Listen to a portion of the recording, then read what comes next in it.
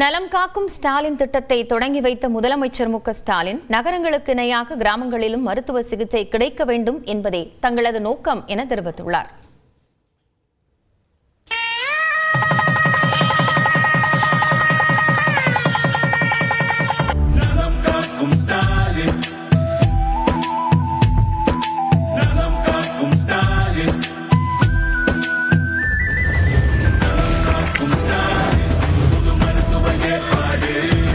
தமிழ்நாடு முழுவதும் 38 மாவட்டங்களில் நலம் காக்கும் ஸ்டாலின் திட்டத்தை முதலமைச்சர் மு க ஸ்டாலின் தொடங்கி வைத்தார். சென்னை பட்டினப்பாக்கத்தில் உள்ள சென்ட் பீட்ஸ் மேல்நிலைப் பள்ளியில் நடைபெற்ற இந்நிகழ்ச்சியில் பேசிய முதலமைச்சர் மு க ஸ்டாலின் தான் நலமுடன் இருப்பதாக கூறி தனது உரையை தொடங்கினார். மருத்துவமனையில் இருந்தபோதும் அதிகாரிகளிடம் ஆலோசனை நடத்தி உங்களுடன் ஸ்டாலின் முகாம்களின் நிலவரத்தை கேட்டறிந்ததாக முதலமைச்சர் குறிப்பிட்டார். மேலும் தூத்துக்குடிக்கு வந்த பிரதமர் மோடியிடம் மருத்துவமனையில் இருந்தவாறே கோரிக்கை மனுவை தயாரித்து அனுப்பி வைத்ததாக மு க ஸ்டாலின் தெரிவித்தார். இந்நிலையில் மக்களை சந்தித்தால் உடலில் பாதிப்பு இருந்தால் கூட தனக்கு சரியாகிவிடும் என்று முதலமைச்சர் கூறினார். செயலாளர்கள் கூட சொன்னாங்க, வெளி நிகழ்ச்சியெல்லாம் ஒரு வாரத்துக்கு தள்ளி வைக்கலாமே அப்படின்னு கேட்டாங்க. இல்லை, அதெல்லாம் தள்ளி வைக்க வேண்டாம், மக்களை சந்திச்சாதான் எனக்கு உற்சாகம் வரும், என்னுடைய உடலில் ஏதாவது நோய் இருந்தாலும் அது நல்லாயிடும்.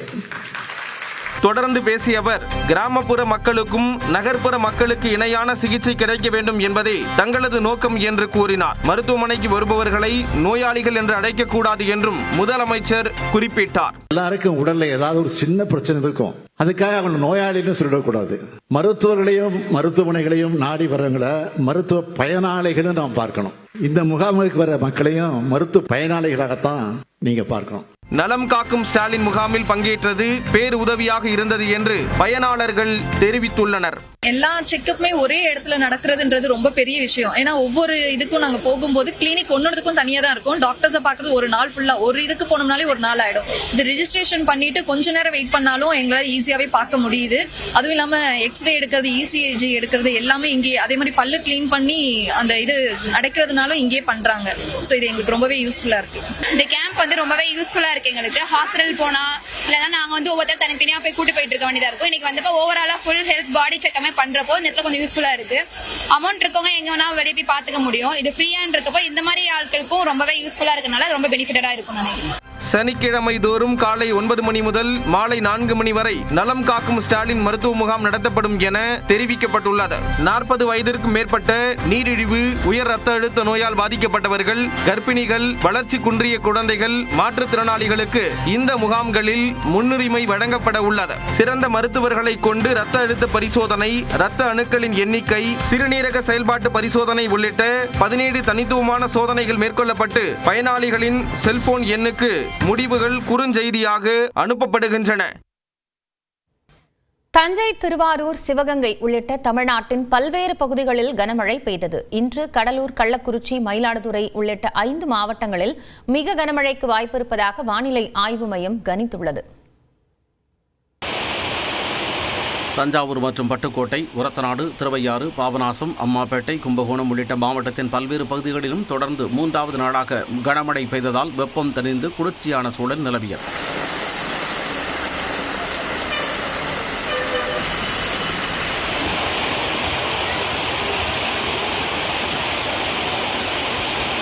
திருவாரூர் நகர பகுதிகளிலும் சேந்தமங்கலம், கங்களாஞ்சேரி, மாங்குடி, வடகரை உள்ளிட்ட இடங்களிலும் கனமழை பெய்ததால் மக்களும் விவசாயிகளும் மகிழ்ச்சி அடைந்தனர்.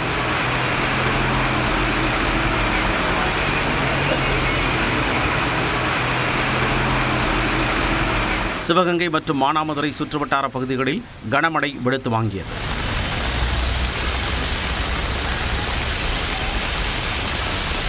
புதுக்கோட்டை, திருமயம், அறந்தாங்கி, ஆவடையார் கோவில் உள்ளிட்ட இடங்களில் மழை கொட்டி தீர்த்தது.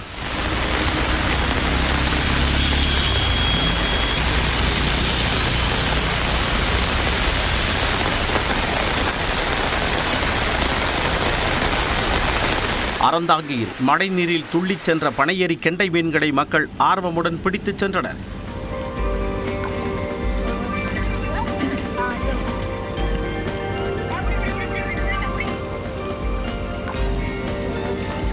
விருதுநகர் மற்றும் அதன் சுற்றுவட்டார பகுதிகளான அல்லம்பட்டி, சூளக்கரை, சத்திர ரெட்டியாவட்டி, வள்ளிக்குடம் உள்ளிட்ட பகுதிகளில் பலத்த காற்றுடன் கனமழை பெய்தது.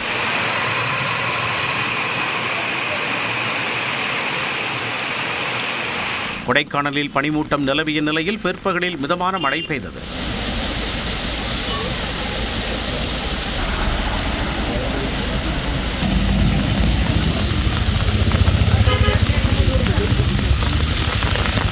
இதேபோல் உதகை, கூடலூர், பந்தலூர் உள்ளிட்ட நீலகிரி மாவட்டத்தின் பெரும்பாலான பகுதிகளில் நேற்று கடும் பனிமூட்டம் நிலவியது. இந்நிலையில் வளிமண்டல மேலடுக்கு சுழற்சி காரணமாக தமிழ்நாட்டின் பெரும்பாலான பகுதிகளில் ஒரு வாரத்திற்கு கனமழை நீடிக்கும் என வானிலை ஆய்வு மையம் கணித்துள்ளது. குறிப்பாக கோவை மாவட்ட மலைப்பகுதிகளிலும் நீலகிரி, கடலூர், கள்ளக்குறிச்சி, மயிலாடுதுறை ஆகிய மாவட்டங்களிலும் இன்று மிக கனமழை பெய்ய வாய்ப்புள்ளதாக தெரிவித்துள்ளது. தேனி, தென்காசி, சேலம், விழுப்புரம் ஆகிய மாவட்டங்களிலும், திருவண்ணாமலை, அரியலூர், பெரம்பலூர், புதுக்கோட்டை மாவட்டங்களிலும் கனமழை பெய்யக்கூடும் எனவும் கூறியுள்ளது. நாகை, தஞ்சாவூர், திருவாரூர் மாவட்டங்களிலும் புதுச்சேரியிலும் இன்று கனமழை நீடிக்க வாய்ப்புள்ளதாகவும் குறிப்பிடப்பட்டுள்ளது. சென்னையில் வெப்பம் குறைவாகவே இருக்கும் எனவும் மிதமான மழை பெய்யக்கூடும் எனவும் வானிலை ஆய்வு மையம் தெரிவித்துள்ளது. தமிழக கடலோரப் பகுதிகள், மன்னார் வளைகுடா மற்றும் குமரிக்கடல் பகுதிகளில் மணிக்கு 60 கிலோமீட்டர் வேகம் வரை சூறைக்காற்று வீசக்கூடும் என்பதால் மீனவர்கள் அந்த பகுதிகளுக்கு செல்ல வேண்டாம் எனவும் அறிவுறுத்தியுள்ளது.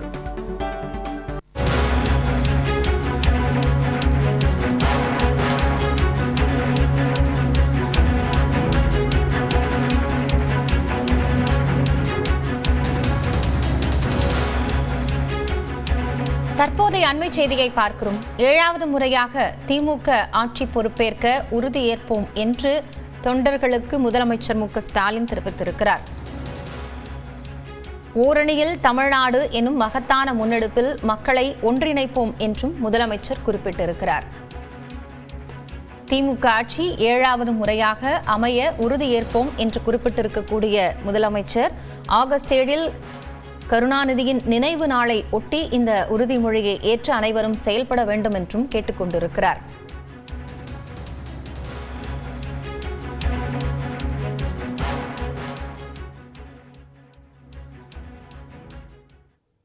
தனது வீட்டில் ஒட்டுக்கேட்பு கருவி வைத்தது அன்புமணி என ராமதாஸ் குற்றம் சாட்டிய நிலையில் முரண்பாட்டான கருத்தை கூறுவதாக வழக்கறிஞர் பாலு விளக்கம் அளித்துள்ளார். பொதுக்குழு கூட வேண்டும் என்றால் 15 நாளைக்கு முன்னாலே அறிவிக்கை அனுப்ப வேண்டும். தந்தையே வேவு பார்த்த உழவு பார்த்த பிள்ளை இல்லை வேற யாரும் வச்சிருப்பாங்க. பாமக நிறுவனர் ராமதாசுக்கும் அக்கட்சியின் தலைவர் அன்புமணிக்கும் இடையேயான மோதல் தொடர்ந்து வரும் நிலையில் இருவரும் மாறி மாறி நிர்வாகிகளை நீக்கியும் நியமித்தும் வருகின்றனர். மேலும் இருவரும் தனித்தனியாக பொதுக்குழு கூட்டத்தை அறிவித்துள்ளனர். திண்டிவனத்தை அடுத்த பட்டனூர் பகுதியில் ஆகஸ்ட் 17ஆம் தேதி சிறப்பு பொதுக்குழு கூட்டம் நடைபெறும் என ராமதாஸ் அறிவித்த நிலையில் வரும் 9ஆம் தேதி மாமல்லபுரம் அருகே பொதுக்குழு கூட்டம் நடைபெறும் என அன்புமணியும் அறிவித்துள்ளார். இந்நிலையில் அன்புமணி கூட்டும் பொதுக்குழு சட்டவிரோதம் என ராமதாஸ் கூறினார். பொதுவாக ஒரு பொதுக்குழு கூட வேண்டும் என்றால் கூட்டப்பட வேண்டும் என்றால் 15 நாளைக்கு முன்னாலே பொதுக்குழு உறுப்பினர்களுக்கு அறிவிக்கை அனுப்ப வேண்டும். வேறு எவரும் பாட்டாளி மக்கள் கட்சி பெயரிலோ பொதுக்குழு கூட்டத்தில் என்று சொல்வது சட்டத்திற்கும் கட்சி விதிகளுக்கும் புறம்பானது. தன் வீட்டில் ஒட்டுக்கேட்பு கருவி வைத்த விவகாரத்தில் தந்தையை வேவு பார்த்த மகன் அன்புமணி என ராமதாஸ் குற்றம் சாட்டினார். உலகத்தில் தந்தையே வேவு பார்த்த உழவு பார்த்த பிள்ளை இருக்கிறதானா இருக்குது. அது என்ன வேவு பார்த்துருக்காங்க. அதை மாதிரி நீங்கள் அவர் தான் வச்சாருன்ற ஒரு இது சொல்கிறீங்களா, கருத்து சொல்கிறீங்களா? இன்னும் வேற யாரும் வச்சுருப்பாங்க, இல்லை வேற யாரும் வச்சுருப்பாங்க. இந்நிலையில் ஒட்டுக்கேட்பு விவகாரத்தில் ராமதாஸ் முரண்பாடாக பேசுவதாக அன்புமணி தரப்பு வழக்கறிஞர் பாலு தெரிவித்துள்ளார். இந்த ஒட்டுக்கேட்பு கருவி தொடர்பாக பல்வேறு முரண்பாடான செய்திகளை மருத்துவர் ஐயா அவர்கள் தொடர்ந்து சொல்லி வருகிறார். தொடக்கத்தில் பார்த்தீங்கன்னா யாரோ வச்சுட்டாங்க, பிறகு பத்திரிகையாளர் நீங்கள் கூட வச்சிருக்கலாம் அப்படின்னு சொன்னார். அப்புறம் இதை கண்டுபிடிப்பதற்காக தனியார் நிறுவனத்தில் கொடுத்துருக்கோன்னு சொன்னார். அதற்கு பிறகு புகார் கொடுத்திருக்கிறாரு. பாமகவின் தலைமை அலுவலகம் தைலாபுரம் என்று ராமதாஸ் கூறி வரும் நிலையில் அதற்கும் வழக்கறிஞர் பாலு பதிலளித்தார். பொதுக்குழுவால் தேர்ந்தெடுக்கப்பட்டு முறையாக அழைப்பு அனுப்பப்பட்டு பொதுக்குழுவை கூட்டக்கூடிய அதிகாரம் கொண்ட பொதுச் செயலாளர் கூட்டப்பட்டு தேர்ந்தெடுக்கப்பட்ட தலைவரால் தலைமை தாங்கப்பட்டு அதன் அடிப்படையில் நடக்கக்கூடிய பொதுக்குழுவில் தேர்வு செய்யப்படக்கூடியவர் தான் புதிய தலைவராக வருவார். அதுவரையில் அன்புமணி ராமதாஸ் அவர்கள் தொடர்வார். அதில் ஒன்றும் குழப்பம் கிடையாது. அதேபோல பாமக தலைவராக அன்புமணியின் பதவிக்காலம் முடிந்ததாக தேர்தல் ஆணையத்திற்கு ராமதாஸ் கடிதம் எழுதியது குறித்து வழக்கறிஞர் பாலு விளக்கம் அளித்தார். இன்றைக்கு தேர்தல் ஆணையம் என்பது அது டி நகரில் என்பதும் கட்சியினுடைய தலைவர் அன்புமணி ராமதாஸ் அவர்கள் என்பதையும் அவர்கள் உறுதி செய்திருக்கிறார்கள். எனவே அதில் எந்த குழப்பமும் சந்தேகமும் தேவையில்லை. அன்புமணி தலைமையில் பொதுக்குழு கூட்டம் கட்சி விதிகளின்படியே கூட்டப்படுவதாகவும் ஒவ்வொரு கூட்டத்திற்கும் ஒரு வாரத்திற்கு முன்பு அறிவிப்பு வெளியிட்டாலே போதுமானது எனவும் பாலு தெரிவித்தார்.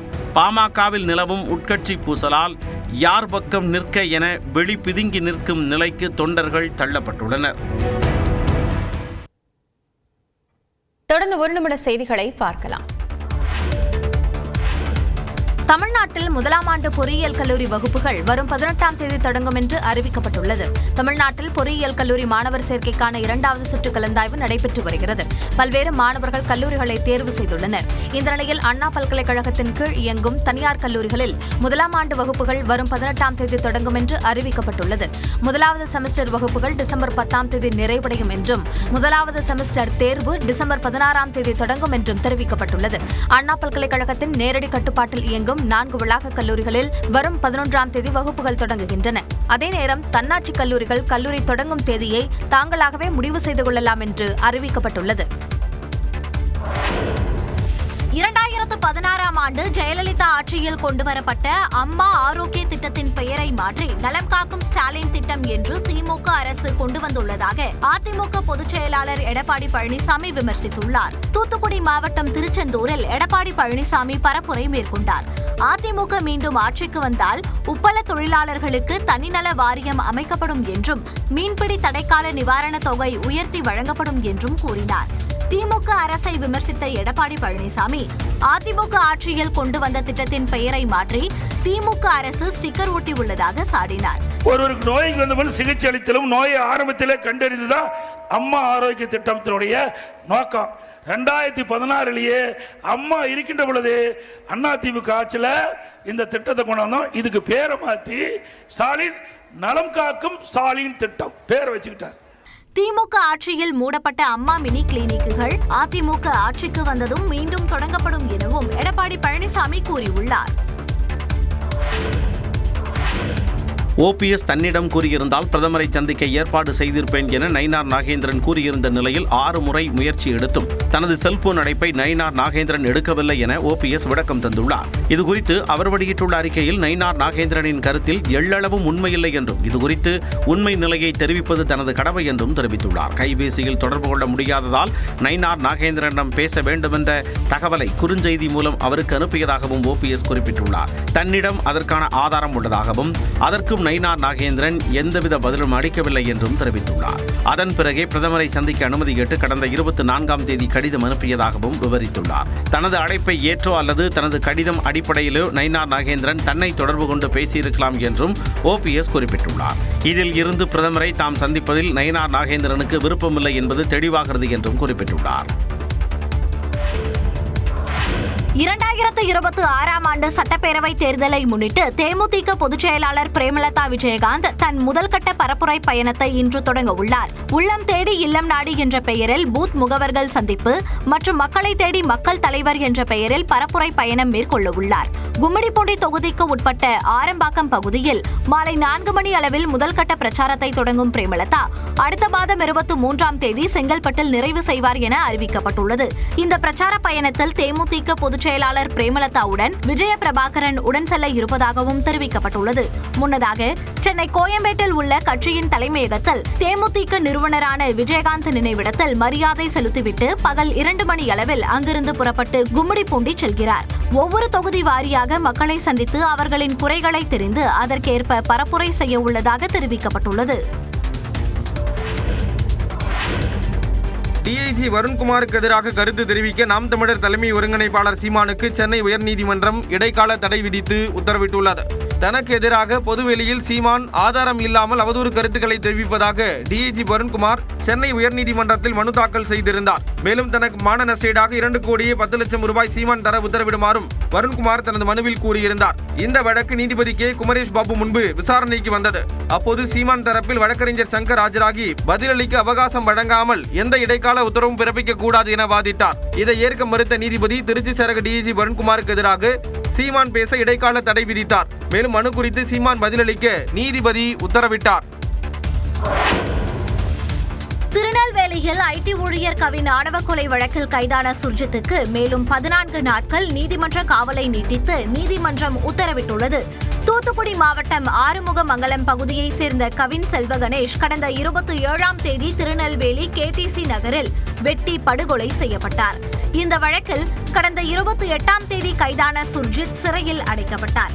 சனிக்கிழமையுடன் நீதிமன்ற காவல் முடிவடைந்த நிலையில் 14ஆம் தேதி வரை காவலை நீட்டித்து நெல்லை மாவட்ட வன்கொடுமை தடுப்பு நீதிமன்றம் உத்தரவிட்டுள்ளது. இதற்கிடையே காவல்துறை பதிவு செய்த ஆவணங்கள் அடிப்படையில் சிபிசிஐடி காவல்துறையினர் விசாரணையை தீவிரப்படுத்தியுள்ளனர். ஆவணங்கள் குறித்து நெல்லை மாநகர காவல்துறையின் விசாரணை அதிகாரியாக இருந்த சுரேஷ் சிபிசிஐடி காவல் நிலையத்தில் ஆஜராகி விளக்கம் அளித்தார். சிபிசிஐடி போலீசார் 4 குழுக்களாக பிரிந்து விசாரணை நடத்தி வரும் நிலையில் இதுவரை கைப்பற்றப்பட்டுள்ள கண்காணிப்பு கேமரா காட்சிகளுடன் ஆய்வு செய்து வருகின்றனர். காஞ்சிபுரம் மாவட்டம் உத்தரமேரு தொகுதி நிர்வாகிகளுடன் திமுக தலைவரும் முதலமைச்சருமான மு.க. ஸ்டாலின் 1-to-1 ஆலோசனை நடத்தினார். சட்டமன்ற தேர்தல் நெருங்கும் நிலையில் சென்னை அண்ணா அறிவாலயத்தில் திமுக நிர்வாகிகளுடன் அக்கட்சியின் தலைவர் மு.க. ஸ்டாலின் தொகுதி வாரியாக உடன்பிறப்பே வா என்ற பெயரில் 1-to-1 ஆலோசனை நடத்தி வருகிறார். இதுவரை 39 தொகுதி நிர்வாகிகளுடன் அவர் கலந்துரையாடி இருக்கிறார். இதனிடையே தலைசுற்றல் ஏற்பட்டு ஒரு வாரமாக மருத்துவமனையில் அனுமதிக்கப்பட்டிருந்த முதலமைச்சர் மு.க. ஸ்டாலின் உடல்நலம் பெற்று வீடு திரும்பினார். இந்நிலையில் அண்ணா அறிவாலயம் சென்ற முதலமைச்சர் மு.க. ஸ்டாலின் 1-to-1 ஆலோசனையை மீண்டும் தொடங்கினார். அதன்படி உத்தரமேரு சட்டமன்ற தொகுதி நிர்வாகிகளுடன் மு.க. ஸ்டாலின் கலந்துரையாடினார். மக்கள் ஆட்சியை பற்றி என்ன நினைக்கிறார்கள், மக்களின் எதிர்பார்ப்பு உள்ளிட்டவை குறித்தும் தொகுதிகளில் சட்டமன்ற உறுப்பினர்களின் செயல்பாடுகள் குறித்தும் முதலமைச்சர் மு.க. ஸ்டாலின் நிர்வாகிகளிடம் கேட்டறிந்ததாக கூறப்படுகிறது. தீவிரவாதத்திற்கு எதிரான ஆபரேஷன் சிந்தூர் நடவடிக்கையின் வெற்றியை சிவனுக்கு அர்ப்பணிப்பதாக பிரதமர் நரேந்திர மோடி தெரிவித்துள்ளார். உத்தரப்பிரதேச மாநிலம் வாரணாசியில் நடைபெற்ற நிகழ்ச்சியில் பங்கேற்ற பிரதமர் மோடி பிரதமரின் கிஷான் திட்டத்தின் கீழ் 20வது தவணையாக விவசாயிகளுக்கு 2000 ரூபாய் உதவித்தொகை வழங்கும் பணியை தொடங்கி வைத்தார். அப்போது பேசிய அவர் ஆபரேஷன் சிந்தூர் நடவடிக்கைக்கு பிறகு முதல் முறையாக காசிக்கு வந்திருப்பதாக கூறினார். मैंने अपनी बेटियों के सिंदूर का बदला लेने का जो वचन दिया था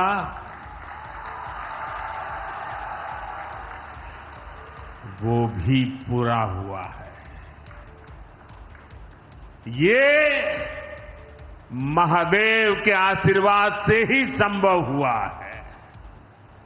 ஆபரேஷன் சிந்தூர் நடவடிக்கையால் பாகிஸ்தான் அலறுவதை காங்கிரஸ் மற்றும் சமாஜ்வாதி கட்சிகளால் தாங்கிக் கொள்ள முடியவில்லை என்றும் அந்த கட்சிகள் ஆட்சியில் இருந்தபோது தீவிரவாதிகளுக்கு நற்சான்று கொடுத்ததாகவும் பிரதமர் மோடி விமர்சித்தார். கட்சி தொண்டர்கள் தன்னை மன்னர் என்று அழைத்தபோது மன்னர் என்ற கருத்துக்கே தான் எதிரானவர் என்று மக்களவை எதிர்க்கட்சித் தலைவர் ராகுல் காந்தி தெரிவித்துள்ளார். டெல்லியில் காங்கிரஸ் கட்சியின் சட்ட மாநாடு நடைபெற்றது. இதில் பங்கேற்று பேசிய ராகுல் காந்தி நாடாளுமன்ற தேர்தலில் மோசடி நடந்திருப்பதாக குற்றம் சாட்டினார்.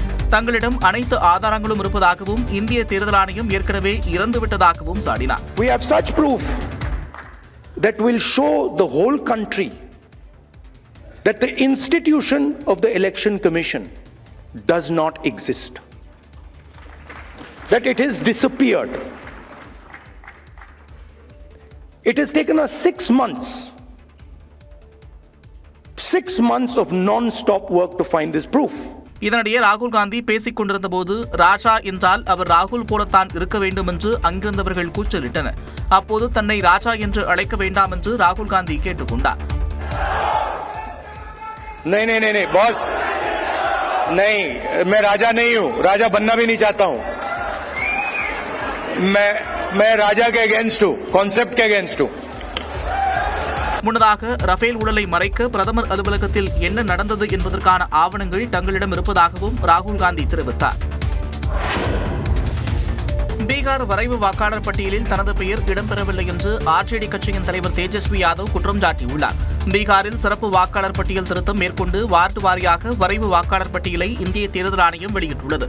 இதில் தனது பெயர் இடம்பெறவில்லை என்று ராஷ்டிரிய ஜனதா தளம் கட்சியின் தலைவர் தேஜஸ்வி யாதவ் தெரிவித்துள்ளார். மேலும் வரும் தேர்தலில் தான் எப்படி போட்டியிட முடியும் என்றும் கேள்வி எழுப்பியுள்ளார். இதனைத் தொடர்ந்து தேஜஸ்வி யாதவின் குற்றச்சாட்டுக்கு மறுப்பு தெரிவித்த தேர்தல் ஆணையம் அவர் பழைய வாக்காளர் அட்டையின் எண்ணை கொண்டு தேடியிருக்கலாம் என்று விளக்கமளித்தது. இந்நிலையில் தன்னுடைய வாக்காளர் அடையாள அட்டை எண் மாற்றப்பட்டது போல் எவ்வளவு மக்களின் எண் மாற்றப்பட்டுள்ளது என்று ஆர்ஜேடி தலைவர் தேஜஸ்வி யாதவ் கேள்வி எழுப்பியிருக்கிறார்.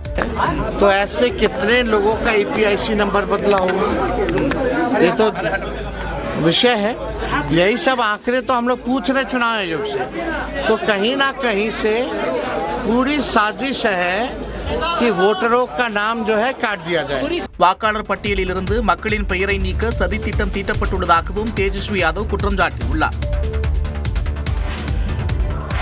பாலியல் வன்கொடுமை வழக்கில் பிரஜ்வல் ரேவண்ணாவுக்கு சாகும் வரை ஆயுள் தண்டனை விதித்து பெங்களூரு சிறப்பு நீதிமன்றம் பரபரப்பு தீர்ப்பு வழங்கியிருக்கிறது. கடந்த மக்களவைத் தேர்தலில் கர்நாடகாவில் மதச்சார்பற்ற ஜனதாதளம் சார்பில் பிரஜ்வல் ரேவண்ணா போட்டியிட்டார். கடந்த மக்களவைத் தேர்தலின் போது பாஜக கூட்டணியில் போட்டியிட்ட பிரஜ்வல் ரேவண்ணா பல்வேறு பெண்களுக்கு பாலியல் துன்புறுத்தல் தந்ததாக 2500க்கும் மேற்பட்ட வீடியோக்கள் வெளியாகியது.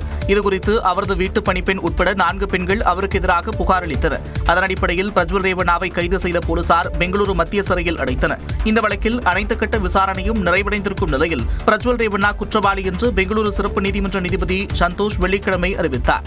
இந்நிலையில் பிரஜ்வல் ரேவண்ணாவிற்கு சாகும் வரை ஆயுள் தண்டனை விதித்து நீதிபதி பரபரப்பு தீர்ப்பு வழங்கினார். மேலும் 10 லட்சம் ரூபாய் அபராதம் விதித்து நீதிபதி உத்தரவிட்டார்.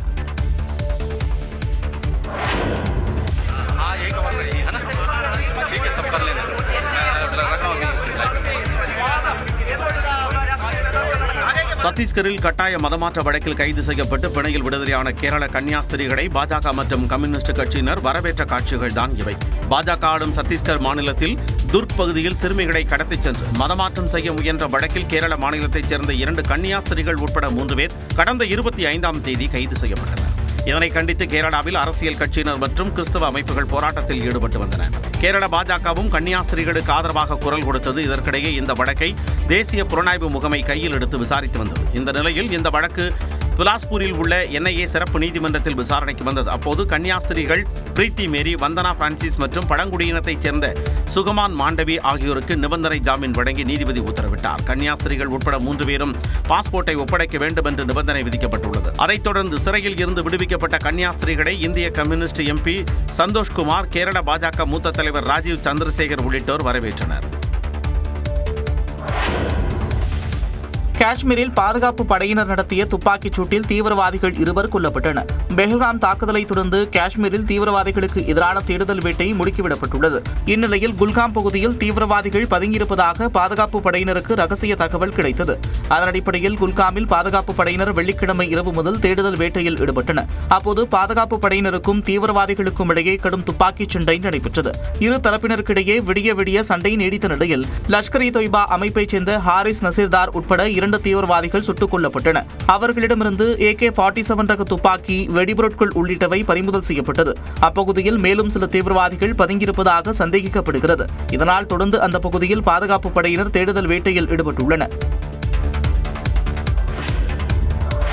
இங்கிலாந்துக்கு எதிரான கடைசி டெஸ்ட் போட்டியை இந்திய அணி வெல்வதற்கான சூழல் எழுந்துள்ளது. இரு அணிகளிடையே ஓவல் மைதானத்தில் 5வது மற்றும் கடைசி டெஸ்ட் போட்டி நடந்து வருகிறது. 2 விக்கெட்டுகளை ஏற்கனவே இழந்திருந்த நிலையில் நேற்று 3வது நாள் ஆட்டத்தை தொடர்ந்த இந்திய அணியில் ஜெய்ஷ்வால் சதம் விளாசி 118 ரன்களில் அவுட் ஆனார். அதேபோல விக்கெட் தற்காப்புக்காக முன்கூட்டியே களமிறக்கப்பட்டிருந்த பந்து வீச்சாளர் ஆகாஷ் தீப் தனது பங்குக்கு 66 ரன்கள் குவித்து ஆச்சரியம் அளித்தார். அதன் பின்னர் ரவீந்திர ஜடேஜா மற்றும் வாஷிங்டன் சுந்தர் தலா 53 ரன்கள் சேர்த்த நிலையில் 396 ரன்களுக்கு இந்தியா ஆல் அவுட் ஆனது. இங்கிலாந்து தரப்பில் ஜோஸ் டங்க் 5 விக்கெட்டுகளை சாய்த்தார். இதனால் 374 ரன்கள் இலக்காக நிர்ணயிக்கப்பட்டுள்ள நிலையில் இங்கிலாந்து அணி தனது 2வது இன்னிங்ஸில் 1 விக்கெட் இழப்புக்கு 50 ரன்கள் எடுத்துள்ளது. 2 நாட்கள் முழுமையாக மீதமுள்ள போதும் ஓவல் மைதானத்தை பொறுத்தவரை 4வது இன்னிங்ஸில் ரன்கள் சேர்ப்பது மிகவும் கடினமான ஒன்றாகவே இருந்து வருகிறது. டெஸ்டில் இங்கு சேசிங் செய்யப்பட்ட அதிகபட்ச இலக்கு 263 தான் என்ற நிலை உள்ளதால் இப்போட்டி இந்தியாவுக்கு சற்று சாதகமாக மாறியுள்ளது. இந்தியா இதில் வெல்லும் பட்சத்தில் இத்தொடர் 2-2 என சமனில் முடியும். தொடர்ந்து எக்ஸ்பிரஸ் 8 செய்திகளை பார்க்கலாம். ஆணவ கொலைகளுக்கு எதிராக தனிச்சட்டம் இயற்ற வேண்டும் என தமிழக அரசுக்கு நாம் தமிழர் கட்சியின் தலைமை ஒருங்கிணைப்பாளர் சீமான் வலியுறுத்தியுள்ளார். நெல்லையில் மென்பொறியாளர் கவின் கொல்லப்பட்டதை சுட்டிக்காட்டி அறிக்கை வெளியிட்டுள்ள அவர், காதல் திருமணங்களுக்கு எதிரான ஆணவ படுகொலைகளை சகித்துக் கொள்ள முடியாது என தெரிவித்துள்ளார். ராஜஸ்தான் மாநிலத்தில் ஆணவ படுகொலைகளுக்கு எதிராக தனிச்சட்டம் உள்ளதாக கூறியுள்ள அவர், தமிழ்நாட்டில் அதை கொண்டுவர ஏன் தயக்கம் என கேள்வி எழுப்பியுள்ளார். வேலூர் மாவட்டத்தில் திருமண பேனர் கிழிக்கப்பட்ட சம்பவத்தில் வன்கொடுமை தடுப்புச் சட்டம் உள்ளிட்ட பிரிவுகளில் 32 பேர் மீது வழக்கு பதிவு செய்யப்பட்டுள்ளது. கேவிக்குப்பம் அடுத்த மேல்மாயில் கிராமத்தில் வைக்கப்பட்ட பேனரை மற்றொரு தரப்பைச் சேர்ந்த நபர்கள் சேதப்படுத்தியதால் இரு தரப்புக்கும் இடையே மோதல் ஏற்பட்டது. கிராம நாட்டாமை பழனி தாக்கப்பட்டதை அடுத்து அவரது உறவினர்கள் அளித்த புகாரின் பேரில் வன்கொடுமை தடுப்புச் சட்டத்தில் 7 பேர் உட்பட 32 பேர் மீது வழக்கு பதிவு செய்து போலீசார் விசாரணை நடத்தி வருகின்றனர். சென்னை வானகரத்தில் தண்ணீர் வாளியில் தவறி விழுந்து 1 வயது பெண் குழந்தை பலியான சம்பவம் சோகத்தை ஏற்படுத்தியுள்ளது. தாய் சௌமியா சமையலறையில் வேலை செய்து கொண்டிருந்த நிலையில் டிவி பார்த்துக் கொண்டிருந்த குழந்தை திடீரென கழிவறைக்கு சென்று எதிர்பாராத விதமாக தண்ணீர் வாளிக்குள் மூழ்கியதாக கூறப்படுகிறது. அதைக் கண்டு அதிர்ச்சியடைந்த சௌமியா கூச்சலிட்டதை அறிந்து வந்த அக்கம் பக்கத்தினர் மருத்துவமனைக்கு எடுத்துச் சென்ற நிலையில் குழந்தை ஏற்கனவே இறந்துவிட்டதாக மருத்துவர்கள் தெரிவித்தனர். வேலூர் மாவட்டம் கிளித்தான்பட்டறை சுந்தரி அம்மன் ஆலயத்தில் ஆடித்திருவிழா கோலாகலமாக நடைபெற்றது. திரளான மக்கள் பங்கேற்ற அம்மனை தரிசனம் செய்தனர். விழாவில் அப்பகுதியில் உள்ள பள்ளி மாணவ மாணவிகளின் கலை நிகழ்ச்சிகளும் நடைபெற்றன.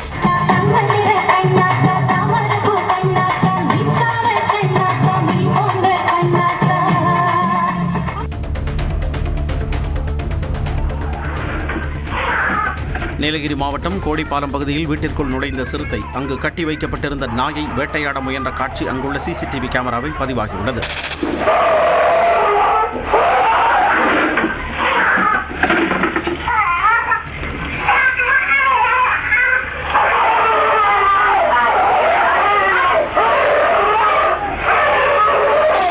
சிறுத்தை வேட்டையாட முயன்றதும் ஓயாமல் நாய் கத்திக்கொண்டே இருந்ததால் சத்தம் கேட்டு வீட்டில் இருந்த பெண் ஒருவர் வெளியே வந்தார். இதையடுத்து நாயை விட்டுவிட்டு சிறுத்தை மின்னல் வேகத்தில் வனப்பகுதிக்குள் ஓடி மறைந்தது. பின்னர் நாயை பத்திரமாக காப்பாற்றி வீட்டிற்குள் அழைத்துச் சென்றார்.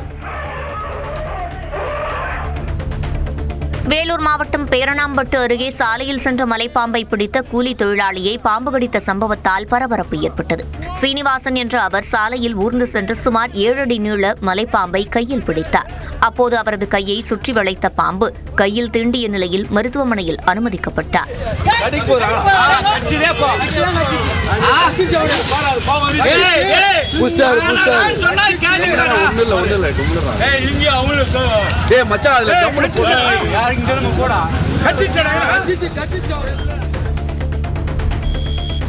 திருவண்ணாமலையில் விலை உயர்ந்த புல்லட் பைக் திடீரென தீப்பற்றி எரிந்ததால் பரபரப்பு ஏற்பட்டது. உலகலாம்பாடி பகுதியை சேர்ந்த ஐடி ஊழியர் புருஷோத்தமன் திருவண்ணாமலைக்கு வந்திருந்தார்.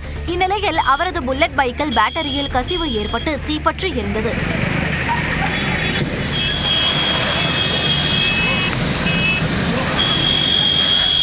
தகவல் அறிந்து வந்த தீயணைப்பு வீரர்கள் தண்ணீரை பீச்சி அடித்து தீயை கட்டுக்குள் கொண்டு வந்தனர்.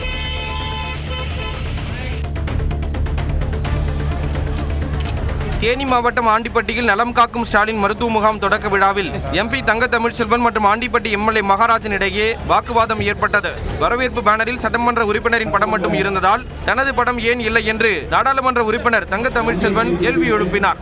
மேலும் நலத்திட்ட உதவி அட்டையை எம்எல்ஏ மட்டுமே வழங்கியதால் இருவருக்கும் இடையே கடுமையான வாக்குவாதம் ஏற்பட்டது.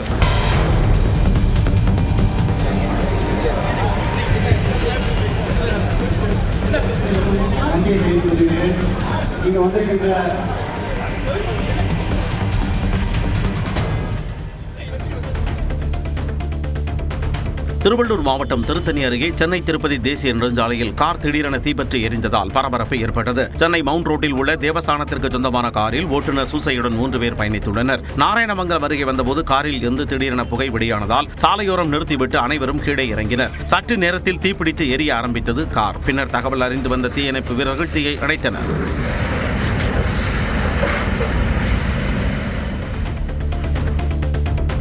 சிவகங்கை மாவட்டம் தேவக்கோட்டை அருகே திமுக பிரமுகர் கொலை வழக்கில் கைதானவரின் தந்தை வெட்டி படுகொலை செய்யப்பட்டுள்ளார். சாமியார்பட்டியில் கடந்த ஏப்ரல் 27ஆம் தேதி திமுக மாவட்ட விளையாட்டு அணி துணை அமைப்பாளர் பிரவீன்குமார் வெட்டி கொலை செய்யப்பட்டார். இது தொடர்பாக கைது செய்யப்பட்ட விக்கி என்பவரின் தந்தை கருப்பையா திருவேகம்பத்தூரில் அடையாளம் தெரியாத நபர்களால் வெட்டி கொலை செய்யப்பட்டுள்ளார். பழிக்கு பழியாக கொலை நடந்ததா என்ற கோணத்தில் காவல்துறையினர் விசாரிக்கின்றனர். நாமக்கல் மாவட்டம் பள்ளிப்பாளையத்தில் குடிநீர் தொட்டியில் இருந்து பேரூராட்சி தூய்மை பணியாளர் கீழே விழுந்து உயிரிழந்த சம்பவம் அதிர்ச்சியை ஏற்படுத்தியுள்ளது. ஆலம்பாளையம் பேரூராட்சியில் தற்காலிக பணியாளராக குமாரபாளையத்தைச் சேர்ந்த அருள் என்பவர் பணியாற்றி வருகிறார். இந்நிலையில் ரேஷன் கடை அருகே உள்ள தண்ணீர் தொட்டியின் மேலே ஏறிய அருள் நிலை தடுமாறி சுமார் 100 அடி உயரத்தில் இருந்து கீழே விழுந்தார். இதைக் கண்ட அக்கம்பக்கத்தினர் அவரை மீட்டு பள்ளிப்பாளையம் அரசு மருத்துவமனைக்கு அனுப்பி வைத்தனர். அங்கு அவரை பரிசோதித்த மருத்துவர்கள் அவர் ஏற்கனவே இறந்துவிட்டதாக தெரிவித்தனர். சென்னை மதுரவாயலில் தனியார் நிறுவனத்தின் பூட்டை உடைத்து 7 லட்சம் ரூபாய் திருடிய வழக்கில் 7 வருடங்கள் தலைமறைவாக இருந்த இருவர் கைது செய்யப்பட்டுள்ளனர். மதுரவாயலைச் சேர்ந்த இளவரசன் என்பவர் போரூர் கார்டன் பகுதியில் கட்டுமான தொழில் நிறுவனம் நடத்தி வந்தார். இவரது நிறுவனத்தில் கடந்த 2018ஆம் ஆண்டு பூட்டு உடைக்கப்பட்டு 7 லட்சம் ரூபாய் பணம், சான்றிதழ்கள், பாஸ்போர்ட் உள்ளிட்ட பொருட்கள் திருடு போனது. இந்நிலையில் இந்த திருட்டு சம்பவத்தில் ஈடுபட்டதாக அப்துல் ஹமீது, நடராஜன் ஆகிய இருவரை 7 வருடங்களுக்கு பிறகு போலீசார் கைது செய்தனர். ராமநாதபுரம் மாவட்டம் பார்த்திபனூரில் 10 ஆண்டுகளுக்கு முன்பு போடப்பட்ட சாலை குண்டும் குடியுமாக உள்ளதால் மக்கள் கடும் சிரமத்திற்கு ஆளாகின்றனர். இடையாத்தூர் மேலக்குடியிருப்பு பகுதிகளில் சாலைகள் முழுவதும் சேதமடைந்து ஜல்லிக்கற்கள் பெயர்ந்து வெளியே தெரியும் நிலையில் உள்ளன. புறவழிச்சாலையில் இருந்து 6 கிலோமீட்டர் தூரம் செல்லும் இந்த சாலையில் தினமும் பயணிக்கும் மாணவர்களும் பொதுமக்களும் கடும் சிரமங்களை சந்திக்கும் நிலை உள்ளது. அவசர காலங்களில் ஆம்புலன்ஸ், ஆட்டோக்கள் கூட வர முடியாத சூழல் உள்ளதாக மக்கள் குற்றம் சாட்டுகின்றனர். இந்தியாவை உலகின் 3வது பொருளாதார வலிமையாக மாற்ற ஒவ்வொரு இந்தியரும் உள்நாட்டு தயாரிப்புகளை பயன்படுத்த வேண்டும் என்று பிரதமர் நரேந்திர மோடி கேட்டுக் கொண்டுள்ளார். உத்தரப்பிரதேச மாநிலம் வாரணாசியில் நடந்த நிகழ்ச்சியில் பேசிய பிரதமர், இந்தியாவிலிருந்து இறக்குமதியாகும் பொருட்களுக்கு 25% வரி விதிக்க அமெரிக்க அரசுக்கு மறைமுக பதிலடி கொடுக்கும் வகையில் பேசினார். குடிமக்களாக அனைவருக்கும் பொறுப்பு உள்ளதாகவும் வரும் பண்டிகை காலத்தில் இந்தியர்களின் வியர்வையால் உருவான பொருட்களை வாங்கி மகாத்மாவுக்கு அர்ப்பணிப்போம் என தெரிவித்துள்ளார். கூலி ஆடியோ ரிலீஸ் நிகழ்ச்சியில் தடுப்புகளை தகர்த்து கொண்டு அரங்கத்துக்குள் ரசிகர்கள் நுழைந்ததால் பரபரப்பு ஏற்பட்டது. சென்னை நேரு உள்விளையாட்டு அரங்கில் இந்நிகழ்ச்சிக்கு ஏற்பாடு செய்யப்பட்டிருந்த நிலையில் அதனை காண ஏராளமான ரசிகர்கள் திரண்டனர். அப்போது அரங்கத்தில் ஏற்கனவே இருக்கைகள் நிரம்பிவிட்டதாக கூறி பலரை காவல்துறையினர் தடுத்து நிறுத்தியதாக கூறப்படுகிறது. இதனால் ரசிகர்கள் வாக்குவாதத்தில் ஈடுபட்டனர்.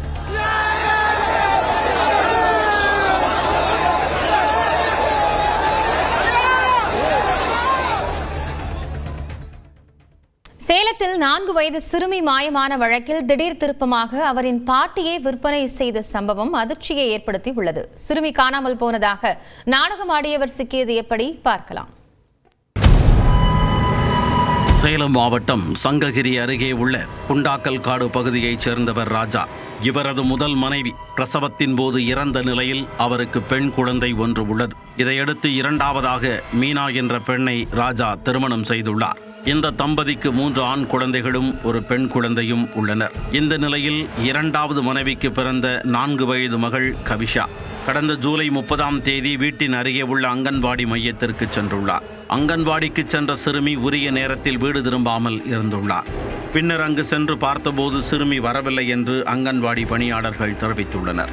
அதை கேட்டு அதிர்ச்சி அடைந்த பெற்றோர் சிறுமி காணாமல் போனது குறித்து தேவூர் காவல் நிலையத்தில் புகார் அளித்தனர். புகாரின் பேரில் வழக்கு பதிவு செய்த போலீசார் மோப்பநாய் உதவியுடன் பல்வேறு இடங்களிலும் தீவிரமாக தேடி பார்த்தனர். ஊர் முழுவதும் சல்லடை போட்டு தேடியும் குழந்தை கிடைக்கவில்லை.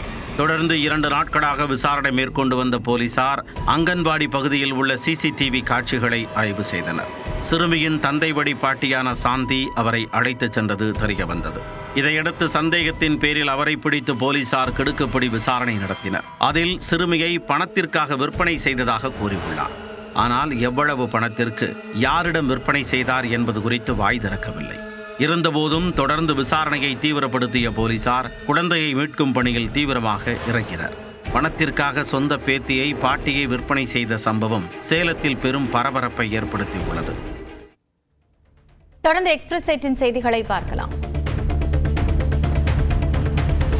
நீலகிரி மாவட்டம் உதகை அருகே சுற்றுலா பயணிகளின் காரை யானை துரத்தியதால் பரபரப்பு ஏற்பட்டது. மசினகுடியில் இருந்து மாயார் கிராமத்திற்கு செல்லும் சாலையில் சுற்றித் திரிந்த யானை அவ்வழியாக வந்த காரை துரத்தியது. இதில் நல்வாய்ப்பாக சுற்றுலா பயணிகள் உயிர் தப்பினர்.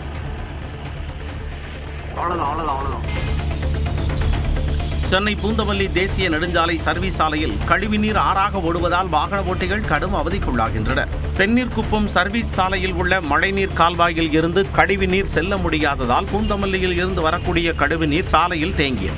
மழைநீர் கால்வாயில் ஏற்பட்ட அடைப்பின் காரணமாகவே தற்பொழுது கழிவுநீர் சர்வீஸ் சாலையை சூழ்ந்துள்ளதாகவும் அதனை சீர் செய்ய அதிகாரிகள் நடவடிக்கை எடுக்க வேண்டும் எனவும் மக்கள் கோரிக்கை விடுத்தனர்.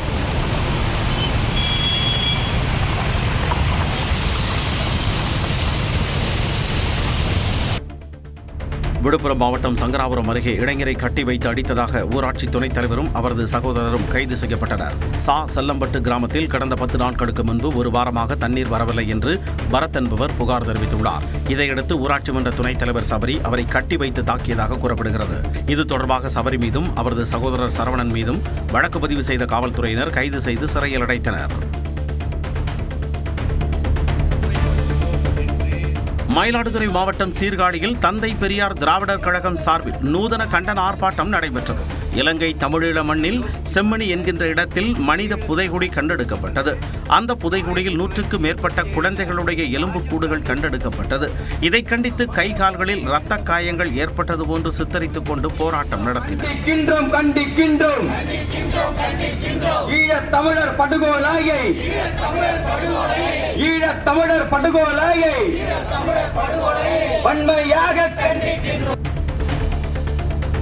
திருவள்ளூர் மாவட்டம் தச்சூரில் கஞ்சா விற்பனையில் ஈடுபட்டதாக கைது செய்யப்பட்ட கிராம நிர்வாக உதவியாளரை வட்டாட்சியர் பணியிடை நீக்கம் செய்துள்ளார். நத்தம் மற்றும் கீழ்மேனியில் கிராம உதவியாளராக இருந்த கார்த்திக் அதே பகுதியில் கஞ்சா விற்பனை செய்தபோது கையும் கடவுமாக கைது செய்யப்பட்டார். இதையடுத்து புழல் சிறையில் அடைக்கப்பட்ட நிலையில் கார்த்திக்கை பணியிடை நீக்கம் செய்து பொன்னேரி வட்டாட்சியர் சோமசுந்தரம் உத்தரவிட்டுள்ளார். ஈரோடு மாவட்டம் பவானிசாகர் அருகே குடிநீர் வழங்காததை கண்டித்து கிராம மக்கள் சாலை மறியலில் ஈடுபட்டதால் போக்குவரத்து பாதிக்கப்பட்டது. பகுத்தம்பாளையத்தில் வசிக்கும் மக்களுக்கு 2 மாதங்களாக 10 நாட்களுக்கு ஒருமுறை மட்டுமே தண்ணீர் வழங்கப்பட்டதாகவும் கடந்த 20 நாட்களாக அதுவும் நிறுத்தப்பட்டதாகவும் மக்கள் குற்றம் சாட்டுகின்றனர். இதுகுறித்து ஊராட்சி நிர்வாகத்திடம் பலமுறை புகார் அளித்தும் எந்தவித நடவடிக்கையும் எடுக்காததால் கொத்தமங்கலம் பவானிசாகர் சாலையில் 50க்கும் மேற்பட்டோர் மறியலில் ஈடுபட்டனர். திருவள்ளூர் மாவட்டம் சேக்காடு பகுதியில் வெறிநாய் கடித்து 9 ஆடுகள் உயிரிழந்தன. நீலகண்டன் ஜெயசீலன் என்பவர் 18 ஆடுகளை வளர்த்து வருகிறார். இவரது பட்டிக்குள் நுழைந்த வெறிநாய்கள் 11 ஆடுகளை கடித்துள்ளன. இதில் 9 ஆடுகள் உயிரிழந்த நிலையில் 2 ஆடுகளுக்கு கழுத்து பகுதியில் காயம் ஏற்பட்டன. சேக்காடு பகுதியில் மாநகராட்சிக்கு சொந்தமான குப்பை கிடங்கில் சுற்றித் திரியும் நாய்கள் இதுபோன்று மக்களுக்கு பெரும் அச்சுறுத்தலாக உள்ளதாக குற்றம் சாட்டப்படுகிறது. சேலம் அருகே 4 சவரன் நகைக்காக மூதாட்டியை கொலை செய்த மாட்டு வியாபாரி கைது செய்யப்பட்டார். வைகுந்தம் கிராமத்தை சேர்ந்த சின்ன பொண்ணு என்ற மூதாட்டி மாடு வாங்குவதற்காக ஏழுமலை என்ற வியாபாரியை அணுகினார்.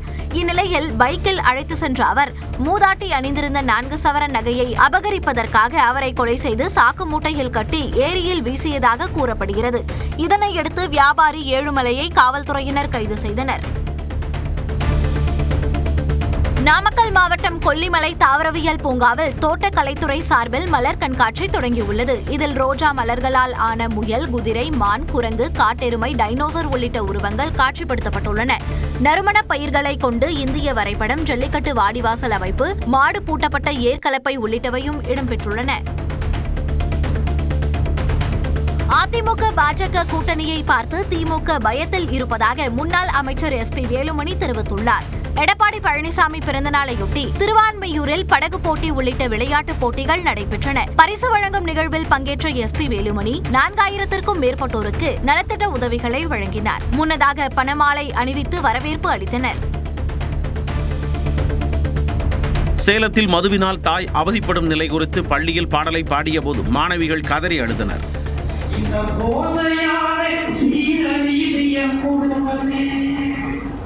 கொண்டலாம்பட்டி பகுதியில் உள்ள தனியார் பள்ளியில் போதைப் பொருட்கள் தடுப்பு விழிப்புணர்வு நிகழ்ச்சி நடத்தப்பட்டது.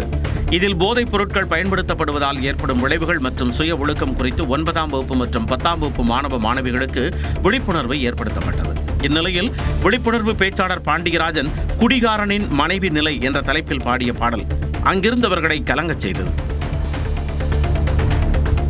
வேலூர் மாவட்டம் பேர்ணாம்பட்டு அருகே வெளிமாநில லாட்டரி சீட்டுகளை மொபைல் போனில் விற்பனை செய்த 4 பேர் கைது செய்யப்பட்டனர். பேர்ணாம்பட்டு பேருந்து நிலையம் அருகே சந்தேகத்திற்கிடமாக இருந்த ஒருவரை பிடித்து போலீசார் சோதனை செய்தனர். அப்போது அவரிடம் தமிழக அரசால் தடை செய்யப்பட்ட வெளிமாநில லாட்டரி சீட்டுகள் இருந்தது தெரிய வந்தது.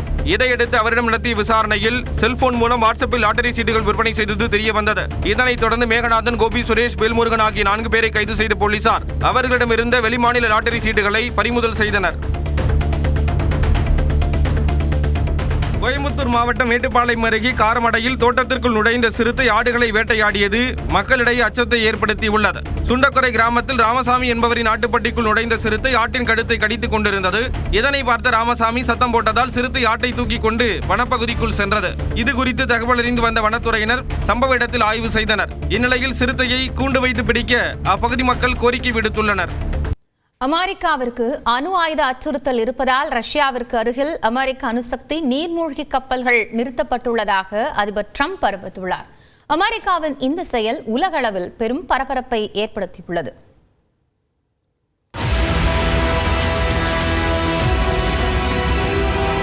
அமெரிக்க அதிபராக 2வது முறையாக ட்ரம்ப் பதவியேற்றவுடன் பைடனின் கொள்கையுடன் முரண்பட்டு ரஷ்யாவை ஆதரிக்க தொடங்கினார். உக்ரைன் ரஷ்யா போருக்கு அதிபர் ஜெலன்ஸ்கியே காரணம் எனவும் கூறினார். ஆனால் திடீரென்று ரஷ்யா மீதான தனது நிலைப்பாட்டை ட்ரம்ப் மாற்றிக்கொண்டுள்ளார். ரஷ்யா போர் நிறுத்தத்திற்கு உடன்படவில்லை என்றால் ரஷ்யா மீது கடுமையான பொருளாதார தடைகள் விதிக்கப்படும் என்று அவர் எச்சரித்துள்ளார்.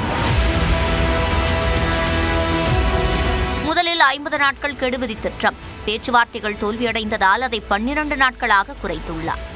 மேலும் இந்தியா ரஷ்யா இடையேயான வர்த்தக உறவையும் கடுமையாக விமர்சித்தார்.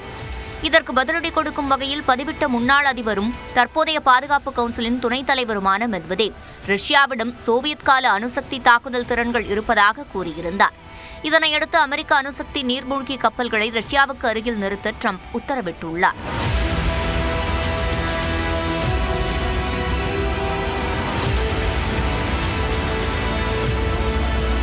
Well, we had to do that. We just have to be careful.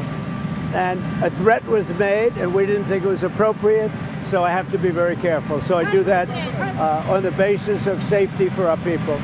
A threat was made by a former president of Russia, and we're going to protect our people. மெத்வதேவை தோல்வியுற்ற முன்னாள் ரஷ்ய அதிபர் என்றும் ட்ரம்ப் கடுமையாக விமர்சித்துள்ளார்.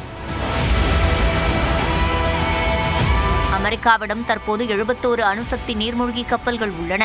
இதில் எவற்றை ரஷ்யா அருகே அமெரிக்கா கொண்டு சென்றுள்ளது என்றும் எங்கு நிறுத்தப்பட்டுள்ளன என்ற தகவலும் தெரியவில்லை. அமெரிக்காவின் அச்சுறுத்தலை சமாளிக்க போதுமான அணுசக்தி நீர்மூழ்கி கப்பல்கள் ரஷ்யாவிடம் உள்ளதாக ரஷ்யா பதிலடி கொடுத்துள்ளது. முன்னர் புட்டினுடன் நல்லுறவை கொண்டிருந்த ட்ரம்ப் தற்போது அவர் மீது நம்பிக்கை இழந்துவிட்டதாகவும் அவரை பைத்தியக்காரர் என்றும் விமர்சித்துள்ளார். இந்த திடீர் மாற்றம் உலக அரசியலில் ஒரு புதிய திருப்பமாக பார்க்கப்படுகிறது.